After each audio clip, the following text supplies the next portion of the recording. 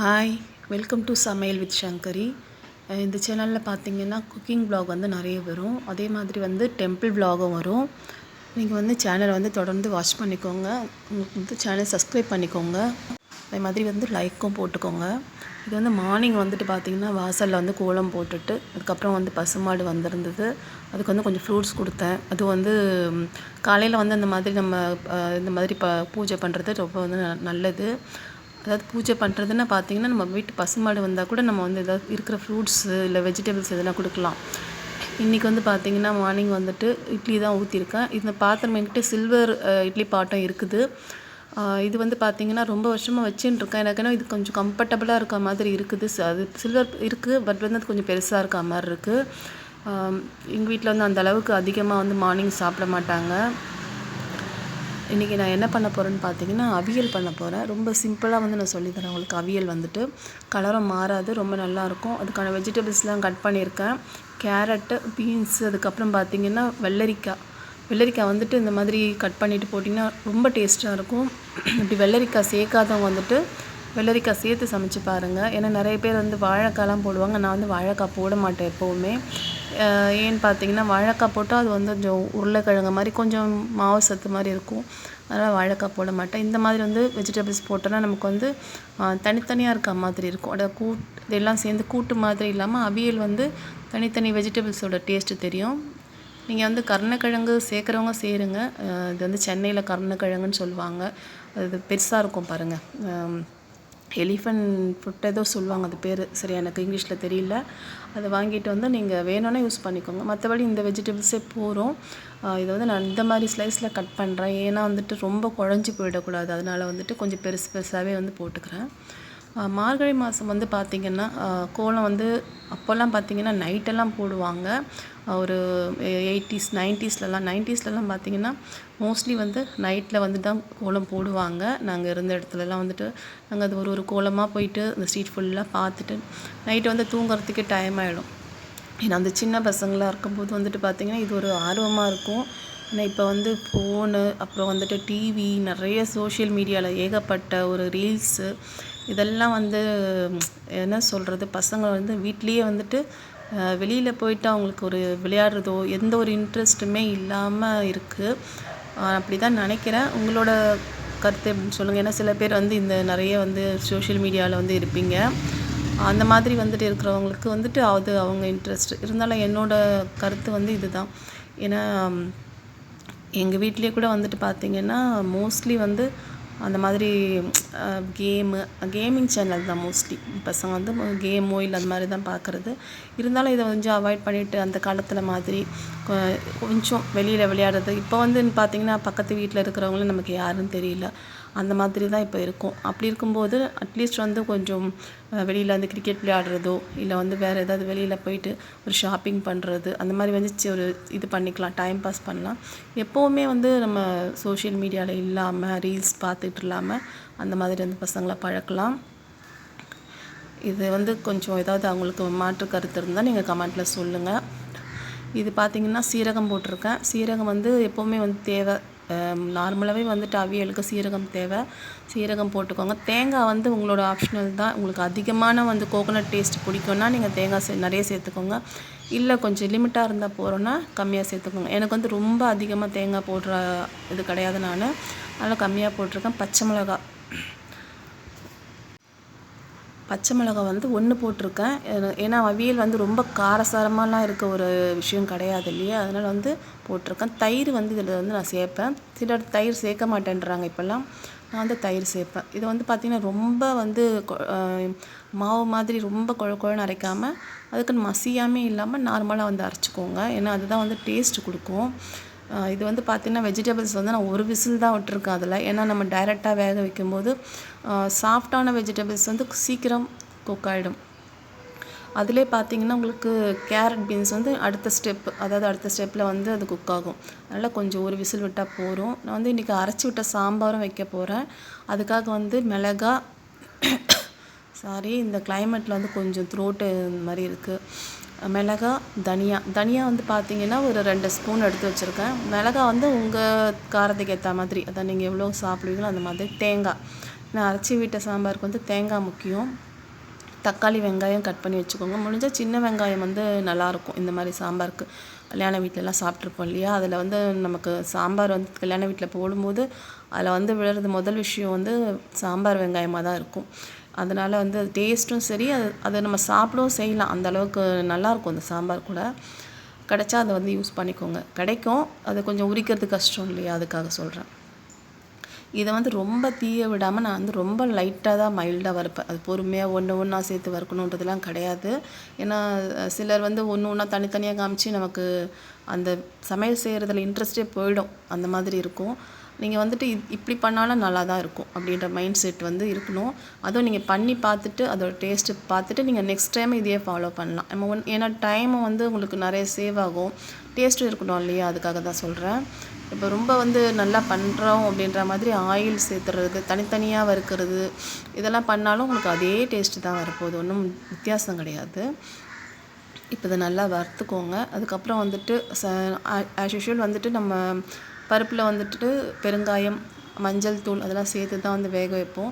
இப்போ நான் இந்த பாத்திரம் சென்டிமெண்ட் மாதிரி சாம்பாருக்குன்னா இது தான் வைக்கணுன்ற மாதிரி சில இருக்குது. சில சமயம் மாற்றுவேன்.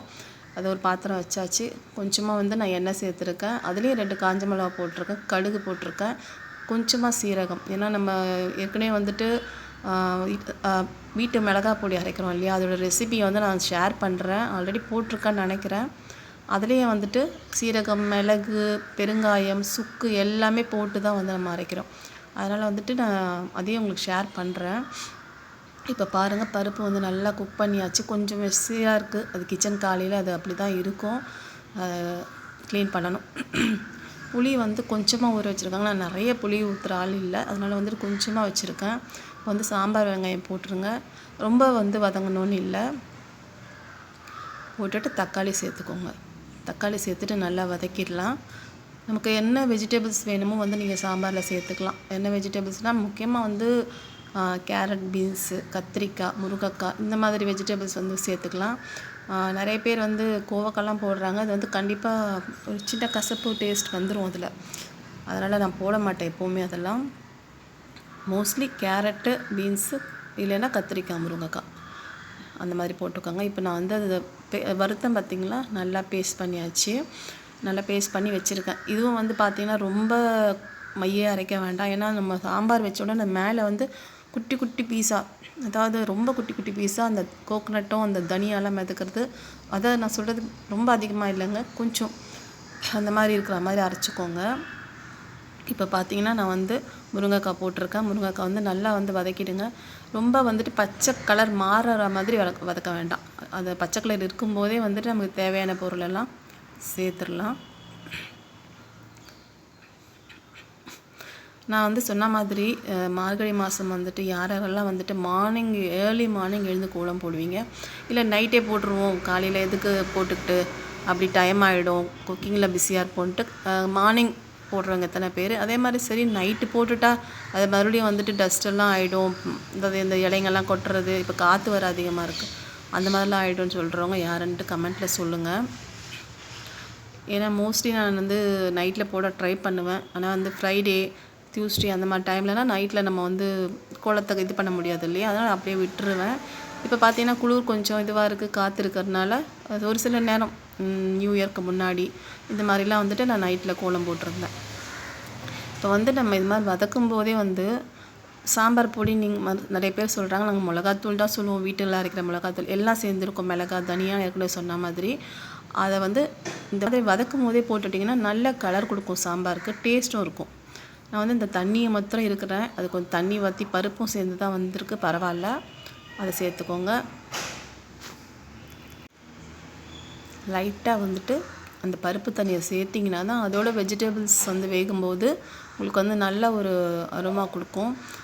புளி சேர்த்துட்டு வேக வச்சு, அதாவது வெஜிடபிள்ஸ் வேகாதுன்னு சிலர் சொல்லுவாங்க, ஆனால் நான் புளி சேர்த்து தான் வந்து வேக வச்சுருக்கேன், நிறைய டைமு குக் பண்ணியிருக்கேன். அது பாருங்கள், அந்த சாம்பார் வந்து நல்ல ஒரு எல்லோ கலரில் க்ரீனாக அந்த முருங்கைக்காலாம் நல்லா தெரியுது.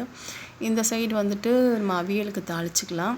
அவியலுக்கு வந்து நான் எப்போவுமே வந்து தேங்காய் எண்ணெய் தான் யூஸ் பண்ணுவேன். இதுலேயும் தேங்காய் இருக்குதா, இருந்தாலும் நீங்கள் தேங்காய் எண்ணெய் யூஸ் பண்ணி பாருங்கள். அந்த லாஸ்ட்டில் இறக்கும்போது ஊற்றுறதெல்லாம் வேண்டாம், ஏன்னா அது கொஞ்சம் ராஸ்மல் நிறைய பேருக்கு பிடிக்காது. இது வந்து கேரளா சைடில் வந்து அந்த மாதிரி யூஸ் பண்ணுவாங்க, பட் அது மாதிரி பிடிக்காதவங்க இந்த மாதிரி வந்து தேங்காய் எண்ணெய் வந்து முன்னாடி ஆட் பண்ணிக்கோங்க. நான் வந்து கடுகு மாத்திரம் தாங்க போட்டிருக்கேன். ஒரு சின்ன ஒரு டிப்ஸ் இது. அவியல் எத்தனை பேர் வெங்காயம் போடுவீங்கன்னு தெரியல. ஆனால் போட்டு பாருங்கள், டேஸ்ட் அவ்வளோ சூப்பராக இருக்கும். நான் வந்து சாம்பார் வெங்காயமே இன்றைக்கி இருந்ததுனால அதை போட்டுட்டேன். நீங்கள் நார்மல் வெங்காயம் கூட சேர்த்துக்கலாம். இது வந்து நல்லா வதக்கிக்கோங்க. வதக்கிட்டு அதுக்கப்புறமா வந்துட்டு நான் என்ன பண்ணுறது சொல்கிறேன். இப்போ சிலர் வந்து பார்த்திங்கன்னா அவியலுக்கு டைரெக்டாக வேக வைப்பீங்க. அந்த மாதிரி செய்கிறவங்களும் தாராளமாக செஞ்சுக்கலாம். ஏன்னா நம்ம டைமு அதுக்கேற்ற மாதிரி நான் சொன்ன மாதிரி ஒரு வெஜிடபிள்ஸ் ஒரு மாதிரி வேகும். அதையும் நீங்கள் பண்ணிக்கலாம். இதில் வந்து நான் கேரட், பீன்ஸ், முருங்கைக்காய் சொல்ல மறந்துட்டேன். இதுலேயே முருங்கைக்காய் போட்டிருக்கேன். இந்த வெஜிடபிள்ஸை இதை சேர்த்துக்கலாம். 1 or 2 விசில்ஸ் வச்சுக்கோங்க போதும். எனக்கு தெரிஞ்சு ஒரு விசில் போதும். இப்போ வந்து கலர் வந்து இந்த மாதிரி இருக்குது. குக் பண்ணதில் நம்ம அந்த தேங்காய் இது அரைச்சி வச்சுருக்கோம்ல, அது போட்ட உடனே நமக்கு நார்மல் அவியல் கலர் வந்துடும். இந்த மாதிரி நம்ம குக்கரில் வைக்கும்போது மார்னிங் வந்து லஞ்ச் பாக்ஸ்க்கு கட்டுறதுக்கும் ஈஸியாக இருக்கும். ஏன்னா வந்துட்டு வேக வைக்கிற குக்கிங் டைம் ரொம்ப ஜாஸ்தி ஆகும். அதனால் வந்துட்டு பாருங்கள், நான் முன்னாடியே சொன்ன மாதிரி ஒரு வெஜிடபிள்ஸ் ஒரு மாதிரி வேகும். குக்கரில் வைக்கும்போது உங்களுக்கு எல்லாம் ஈக்குவலாக இருக்குது பாருங்கள். எதுவுமே வந்து குழையலை. இப்போ இதோட வந்து அரைச்ச பேஸ்ட் உண்மையிலேயே வந்து அவியல் அதெல்லாம் வந்து ரொம்ப ஒரு ஸ்பெஷல் எதுக்காவது செய்யணும் அப்படின்ற மாதிரிலாம் இருக்குது. ஆனால் உண்மையிலேயே சொன்னேன்னா இது ஈஸியான ரெசிபி தான் எனக்கு தெரிஞ்சு. இப்போ நம்ம அரைச்ச பேஸ்ட்டு சேர்த்துக்கலாம். தேங்காய், சீரகம், பச்சை மிளகாய் அதை அரைச்சோம் இல்லையா, அது பேஸ்ட்டு சேர்த்துட்டு இது ரொம்ப நேரம் குக் பண்ணாதீங்க. லைட்டாக வந்து ஒரு நிமிஷம் இல்லை 2 நிமிஷம் போகிறோம். ஏன்னா அதுக்கு மேலே குக் பண்ணால் டேஸ்ட் கண்டிப்பாக மாறிடும். இதோட சேர்த்துக்கோங்க. அந்த பச்சை மிளகாய் வாசனை, காரம் எல்லாமே இருக்கும் மோஸ்ட்லி. இதுக்குள்ளே ஆட் பண்ணியிருக்கேன். சிலர் வந்து மஞ்சள் பொடி சேர்க்குறாங்க. எனக்கு வந்து மஞ்சள் பொடி சேர்த்து அந்தளவுக்கு வந்து இப்போ வந்து நல்லா கலரி பக்கத்தில் பார்த்தீங்கன்னா கன்ஸ்ட்ரக்ஷன் நடக்குது. அதனால் வந்துட்டு எங்களுக்கு கொஞ்சம் சவுண்டு வந்து நான் ஆஃப் பண்ணிவிட்டு பண்ணிகிட்ருக்கேன். என்ன பார்த்தீங்கன்னா பக்கத்துலேயே நடக்கிறதுனால நம்ம என்ன தான் விண்டோலாம் க்ளோஸ் பண்ணாலும் அந்த சவுண்ட் வந்து அதிகமாக இருக்குது. நம்ம கஷ்டத்தை பார்க்க மாட்டாங்க இல்லையா, சவுண்டு அது வேறு விஷயம். இருந்தாலும் வந்துட்டு என்ன சொல்கிறது, மற்றபடி டஸ்ட்டு வர்றது, நம்ம வாலில் வந்து அது இது பண்ணுறது, நம்ம வால் வந்து ரொம்ப டேமேஜ் பண்ணுறது, அந்த மாதிரிலாம் வந்து பண்ணும்போது கோவம் வரும் நமக்கு. அது விரல் விடுறது, பைப்பு உடஞ்சிடுறாங்க, சைட்டில் வர மெயின் பைப்பு, ட்ரைனேஜ் பைப்பு அதெல்லாம் உடச்சிடுறாங்க. அது வந்து கொஞ்சம் உண்மையிலே கன்ஸ்ட்ரக்ஷன்னு நடக்கும்போது நம்ம வந்துட்டு அந்த மாதிரி அவங்க கட்டுறாங்க சரி, இருந்தாலும் நமக்கு எதுவும் பக்கத்தில் இருக்கிறது பாதிப்பு வராமல் பண்ணணும். அதுக்கேற்ற மாதிரி அவங்க வந்துட்டு செட் பண்ணி பண்ணணும். நம்மளோட அவங்க வீடு கட்டுறதுக்காக நம்ம வந்து வீட்டில் வந்து டேமேஜ் பண்ணக்கூடாது இல்லையா, அதுக்காக தான் சொல்ல வரேன். அந்த மாதிரி நம்ம ஒன்றுத்துக்கும் போய் கேட்க வேண்டியதாக இருக்குது. பைப் ஒடிஞ்சாலும் அப்படியே சைலண்ட்டாக இருக்கிறாங்க. கொஞ்சம் வந்து இந்த மாதிரி இது பண்ணுறவங்க கொஞ்சம் கேர் பண்ணி பக்கத்துலேயே வீடு இருக்குது, தொல்லை கொடுக்கக்கூடாதுன்ற மாதிரி அவங்க வேலையை பார்க்கணும். நம்ம எவ்வளோ அட்ஜஸ்ட் பண்ணிக்கிறோம். ஏன்னா பார்த்திங்கன்னா நான் மோஸ்ட்லி நிறைய ப்ளேஸ் கொடுப்போம். ஏதாவது வேலையாக இருந்தாலும் வந்து பண்ணிக்கோங்க, பெயிண்டிங் எல்லாமே பண்ணுவோம். அப்படியே வந்து அவங்களோட இது வந்து அந்த மாதிரி தாட் அந்த மாதிரி இருக்குது. என்னன்னா அவனை உடச்சி போடு, அவங்க வீட்டில் கிணறு வந்து என் கிணத்து மேலே பார்த்தீங்கன்னா நிறைய டஸ்ட்டு. என்ன சொல்கிறது,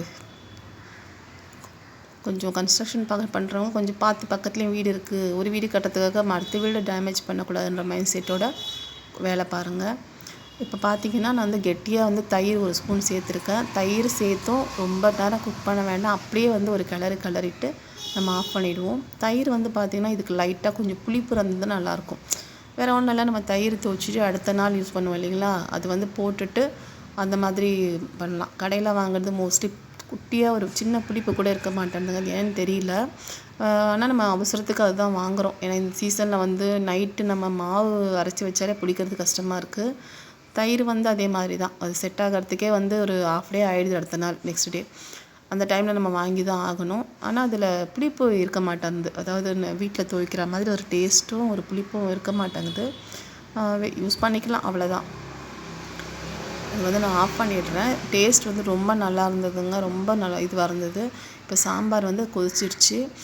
இப்போ புளி ஊற்றிருக்கேன். இப்போ நான் சொன்ன மாதிரி புளி முன்னாடியே ஊற்றக்கூடாது, காய் வேகாது அப்படின்றதெல்லாம் கிடையாது. புளி வந்து நான் கொஞ்சம் ஒரு 5% முருங்கைக்காய் குக் ஆனதுக்கப்புறமா நான் வந்து புளி சேர்த்துட்டேன். நார்மலாக அது கூட சேர்ந்து கொதிச்சா தான் அது டேஸ்ட் ரொம்ப நல்லாயிருக்கும். பருப்பு குக் பண்ணியிருக்கேன், தக்காளியும் போட்டிருக்கேங்க, பச்சை மிளகாவும் போடுவேன் நான் அதிலே பருப்புலேயே. அதை போட்டு பாருங்கள், டேஸ்ட் ரொம்ப நல்லாயிருக்கும். இப்போ நல்லா கொதிக்கிற அந்த தண்ணியில் இந்த பருப்பை சேர்த்துருங்க. அது கூட அதுக்கப்புறமா வந்துட்டு நம்ம அரைச்சி வச்ச பேஸ்ட்டு சேர்த்துட்டு ரொம்ப கொதிக்க விடாமல் இறக்கிடணும். இதுதான் வந்து அரைச்சி விட்ட சாம்பார். இன்றைக்கி வந்து ரெசிபி பார்த்திங்கன்னா அரைச்சி விட்ட சாம்பார் அண்ட் வந்துட்டு அவியல். இது வந்து என்னோடய ஸ்டைலில் பண்ணியிருக்கேன். ஏன்னா பார்த்திங்கன்னா நமக்குன்னு ஒரு ஸ்டைல் இருக்கும். இப்போது சிலர் வந்து என்ன சொல்கிறது, அந்த ரெசிபி இந்த ரெசிபி, சில ஊர் ரெசிபி எல்லாம் கூட சொல்லுவாங்க, அந்த ஊர் சாம்பார் அப்படிலாம் சொல்லிட்டு அந்த மாதிரியும் ட்ரை பண்ணி பார்ப்பாங்க. கண்டிப்பாக எல்லாருமே ட்ரை பண்ணுவாங்க தான். இருந்தாலும் நமக்குன்னு ஒரு ரெசிபீஸ் இருக்கும் இல்லையா, நம்ம அம்மா பண்ணது, பாட்டி பண்ணது, அந்த மாதிரி வந்துட்டு சில ரெசிபீஸ் இருக்கும். அதையே நம்ம ஃபாலோ பண்ணலாம். இது நான் எப்போவுமே அரைச்சி விட்ட சாம்பார் இது பண்ணுறது கிடையாது, வைக்கிறது கிடையாது. ஏன்னா வந்துட்டு மோஸ்ட்லி இது வந்து ரைஸை விட டிஃபனுக்கு நல்லாயிருக்கும் எனக்கு தெரிஞ்சு. அதனால் நான் வந்து மத்தியானம் குக் பண்ணிடுறது அது ரைஸுக்கும். இதையே வந்து நைட்டு வந்து ஹீட் பண்ணும்போது கொஞ்சமாக வந்து வெல்லம் சேர்த்துப்பேன். நைட்டு குக் பண்ணுறதா இருந்தால் கொஞ்சமாக வந்து வெல்லம் சேர்த்துட்டு சூடு பண்ணிவிடுவேன் நைட்டுக்கு. ஏன்னா பார்த்தீங்கன்னா டிஃபனுக்கு அது அப்படியே சேஞ்ச் ஆகிடும். நீங்கள் எவ்வளோ பெரிய ஹோட்டலில் இந்த அடையார் ஆனந்த பவன், ஒரு சங்கீதா, இந்த ரெஸ்டாரண்ட்டில் சாம்பார் நல்லா டேஸ்ட்டாக இருக்கும் இல்லைங்களா. இன்னும் நிறைய ரெஸ்டாரண்ட் இருக்குது, சாம்பார் நல்லாயிருக்கும் இல்லையா. அந்த மாதிரி வந்துட்டு ஒரு குட்டி பீஸ் வெல்லம் போட்டுக்கிட்டிங்கன்னா உங்களுக்கு சாம்பார் நல்லாயிருக்கும் நைட்டுக்கு, அதாவது டிஃபனுக்கு. ஏன்னா நான் எனக்கு பொறுத்த வரைக்கும் அந்த டேஸ்ட் வந்து பார்த்திங்கன்னா நான் வந்து டிஃபனுக்கு தான் ப்ரிஃபர் பண்ணுவேன். ஏன்னா வந்துட்டு பொங்கல், இட்லி, தோசை இதுக்கெலாம் வந்து இந்த மாதிரி வெல்லம் போட்டுட்டு நம்ம கொதிக்க வச்சு பாருங்கள். அப்படியே வந்து ஹோட்டல் டேஸ்ட்டு செம்மையாக இருக்கும். இது செஞ்சு பாருங்கள். மத்தியானத்துக்கு ரைஸுக்கு வந்துட்டு இப்படியே விட்டுறலாம். ஏன்னா வந்துட்டு இப்போ வெல்லம் சேர்க்கணுன்ற அவசியம் கிடையாது. அப்படி உங்களுக்கு வெல்லம் போட்டாலும் வந்து எனக்கு பிடிக்கும்னா ரைஸுக்கு சாப்பிட ஓகே, அது உங்களோட விருப்பம். இந்த பேஸ்ட்டு போட்டதுக்கப்புறமா அந்த தனியாவோட ஸ்மெல்லு தான். ஏன்னா மிளகா ஸ்மெல் வந்து சட்டுன்னு அது சரி இதுவாகிடும். தனியாவோட ஸ்மெல் தான் ஸ்மெல் மாதிரி இருக்கும். அது கொஞ்சமாக கொதிக்க விட்டுருங்க. நல்லா வந்து அப்படியே இறக்கிடலாம். இன்றைக்கி வந்து ரொம்ப சிம்பிளான, அதாவது என்ன சொல்கிற, சிம்பிளாக சொல்லியிருக்கேன்னு நினைக்கிறேன். ஏன்னா வந்துட்டு டேஸ்ட் ரொம்ப நல்லாயிருக்கும். சிம்பிளான ரெசிபி. வறுவல் அது இதுன்னு பண்ணுறவங்க இருப்பாங்க சாம்பாருக்கு, நானே கூட பண்ணியிருக்கேன். ஆனால் இன்றைக்கி வந்துட்டு பார்த்திங்கன்னா அதை பண்ணியிருக்கேன். அவியல் பாருங்கள், எடுத்து ஹாட் பாக்ஸில் வச்சுட்டேன். நான் ட்ரையாக தான் பண்ணுவேன்னு சொல்லியிருக்கேன் உங்களுக்கு. இந்த மாதிரி தான் இருக்கும். மஞ்சள் தூள் சேர்க்கல. இதில் நீங்கள் இன்னும் வந்து பூசணிக்காய் சேர்த்திங்கன்னா இன்னும் நல்லாயிருக்கும். பூசணிக்காய் கிடச்சாலும் சேர்த்துக்கோங்க. வெள்ளை பூசணிக்காய், மஞ்சள் பூசணிக்காய் எது வேணாலும் சேர்க்கலாம். அப்புறம் சாம்பாரம் வந்து ரெடி ஆகிடுச்சி. ஒயிட் ரைஸ் வச்சுட்டு சாப்பிட வேண்டியது தான். இந்த வீடியோ பிடிச்சிருந்தா லைக் பண்ணிக்கோங்க, ஷேர் பண்ணிக்கோங்க, சப்ஸ்கிரைப் பண்ணுங்கள், சேனல் சப்போர்ட் பண்ணுங்கள். என்னோடய இன்னொரு சேனல் வந்து லாவண்யாஸ் லைஃப் ஸ்டைல் நீங்கள் டைப் பண்ணிங்கன்னா வரும். அதில் வந்து பார்த்திங்கன்னா அது ரொம்ப வருஷமாக நான் வந்து போட்டுட்ருக்கேன் அந்த சேனலு. அது வந்து பாருங்கள், அந்த சேனல் ட்ரை பண்ணுங்கள், ரொம்ப நல்லாயிருக்கும். அதில் நிறைய vlogs எல்லாம் நான் ஏற்கனவே அப்லோட் பண்ணிட்டேன். இது இப்போ நியூ சேனல் தான் இது. தேங்க்யூ.